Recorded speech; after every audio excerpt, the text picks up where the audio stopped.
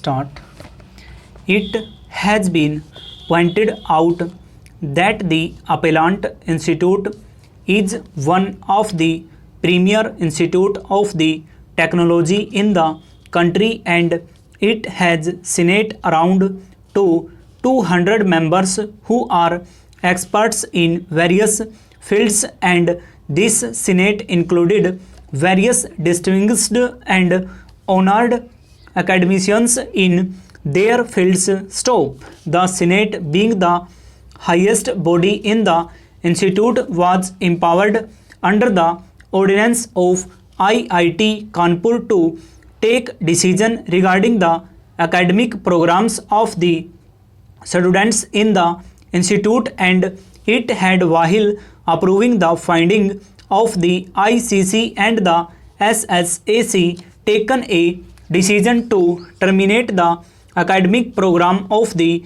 petitioner respondent. Stop. In the facts and circumstances of the case, since the finding of the inquiry committee have not been disturbed and have been affirmed by the Honorable Single Judge, interfering in the punishment imposed by such a high authority of reputed academicians should not have been made lightly, and the reasons given by the Honorable Single Judge for interfering in the decision taken by the Senate is that the Honorable Single Judge has found that the procedure for arriving at the impugned decision is not immune from challenge made on account of violation of principles of natural justice. Stop.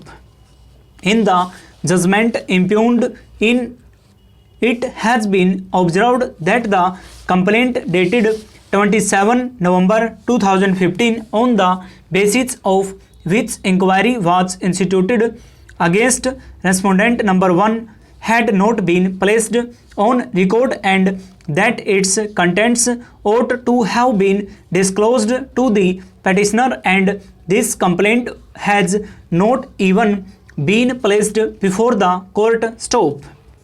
This complaint, according to Honorable Single Judge, assumed significance in as much as under Section 9 of the Act of 2013 there is a limitation permitting taking of cognizance within a period of 3 months from the date of last incident where series of incidents are alleged. Stop.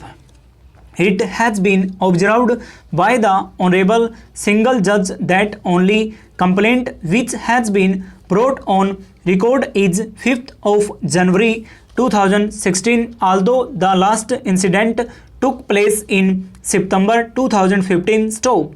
This complaint, according to Honorable Single Judge, was beyond the period of 3 months of the last alleged incident, and if the said complaint was to be relied upon by the committee, reasons had to be recorded in writing for extending the period of limitation, which was not given. Stop.